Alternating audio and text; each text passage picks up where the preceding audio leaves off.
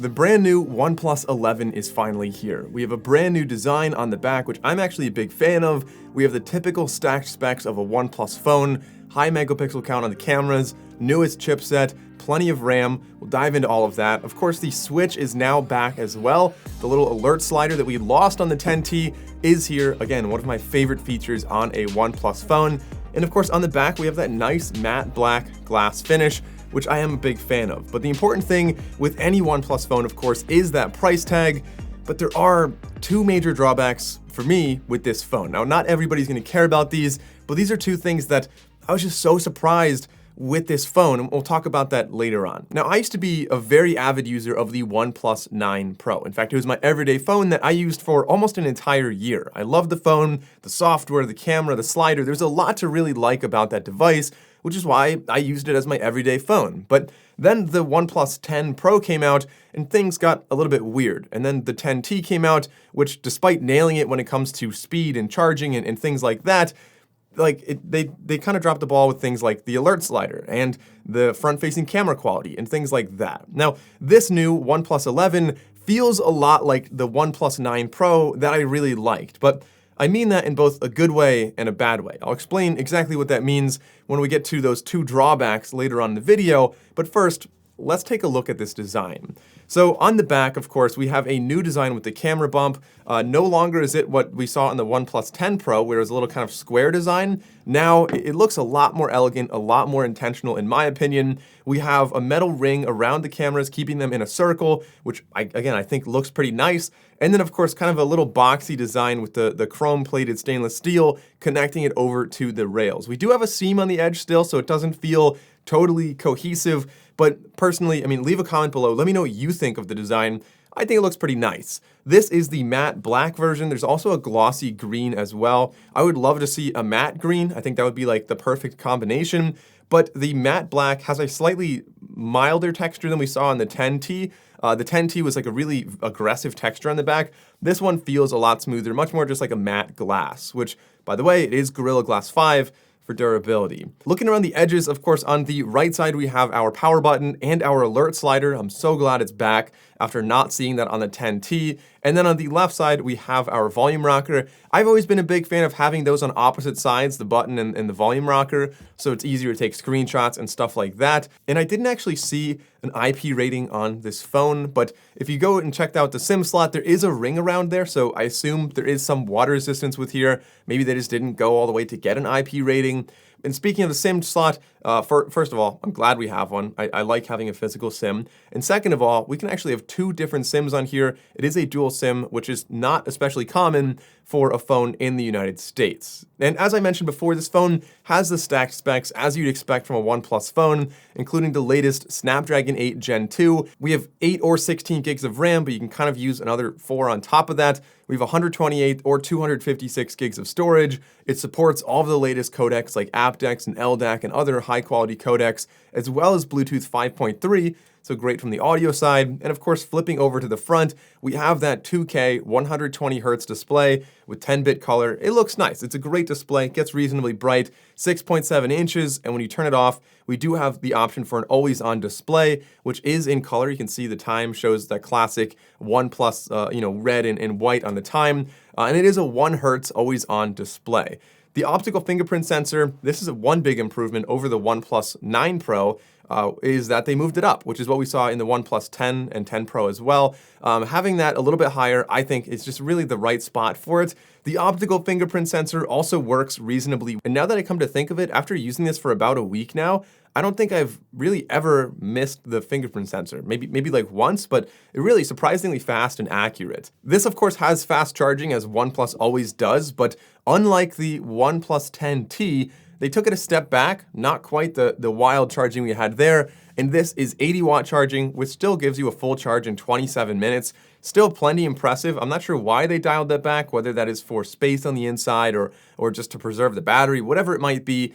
80 watts is still reasonably fast, and I was still impressed with that. But this brings me to the first major drawback here for me, and again, a lot of people won't care about this, but for me, like, I don't know why this doesn't have wireless charging. There's so many other phones out there that have wireless charging for really, really low price tags. Like even some budget phones now are getting wireless charging. And for me, I have wireless chargers all around my house, in my car, all over the place. And like, that's what I do. I go to my desk, I set the phone down, and it charges wirelessly throughout the day, so I don't always have to plug and unplug.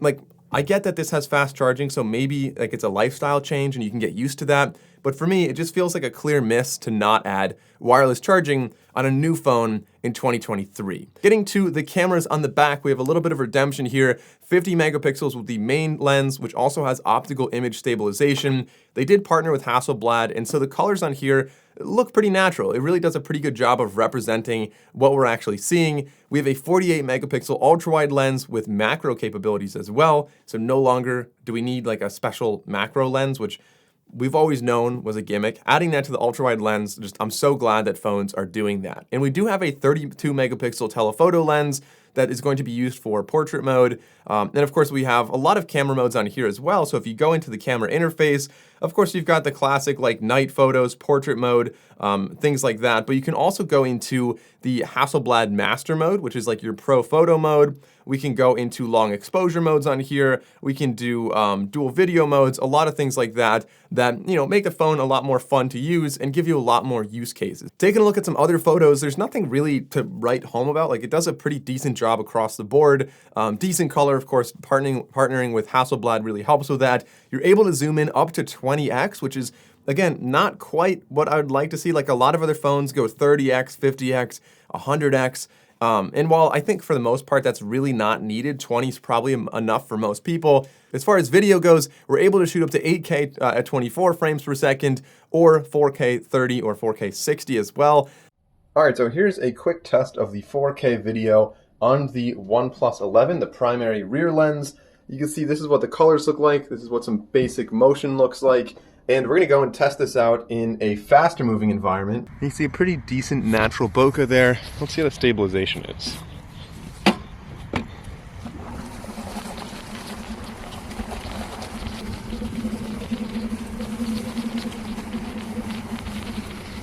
So right about now, there was a shift between the white balance from warmer to a much cooler tone for no reason. So you can see right there, we are able to zoom between lenses while filming.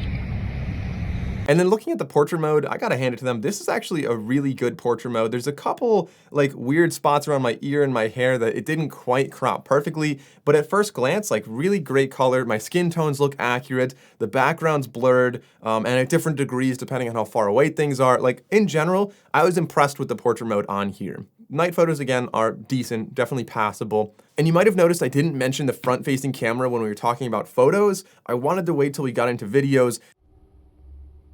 1080p? Why would you choose 1080p in 2023 for a front-facing camera?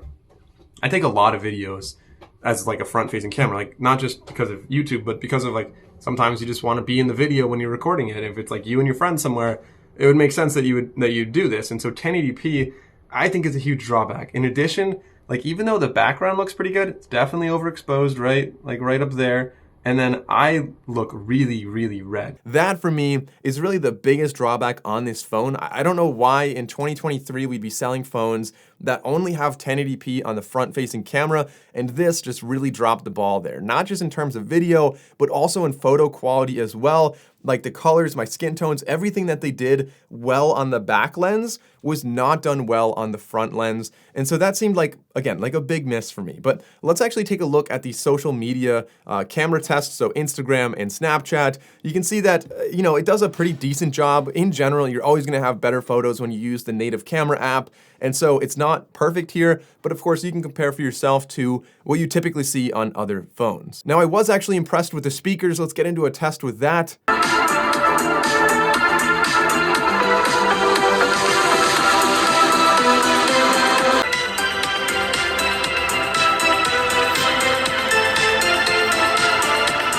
And of course, being a OnePlus phone, one of the big things that people love about this is the software. You're really close to stock Android on here. There's really only a couple things they added, and I've always really liked that. This is running the latest OnePlus Oxygen OS on here, And so from the home screen, of course, you can swipe up and get all of your apps. You can swipe left and get to your Google stuff, like your little My Day thing. Or what OnePlus kind of added on their own is if you swipe down from the middle of your screen, you're able to get into this panel of widgets, which I think is just kind of a nice extra thing to add there. If you swipe down from the very top, you still have your quick access drawer and your notifications. It's all there, but the software, is still running pretty well on here. So ultimately, who is this phone really for?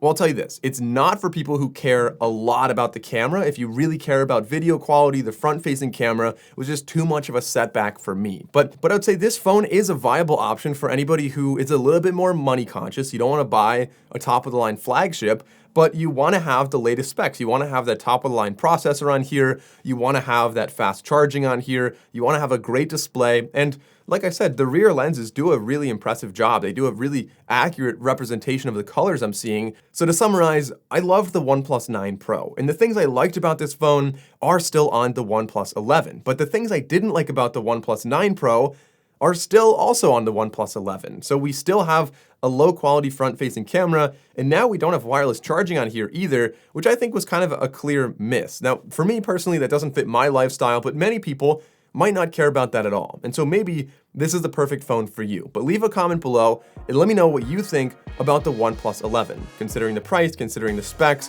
considering everything I said in this video. If you enjoyed the video, consider liking and subscribing. I'm Michael Bryan. Thanks for watching, and I'll see you next time.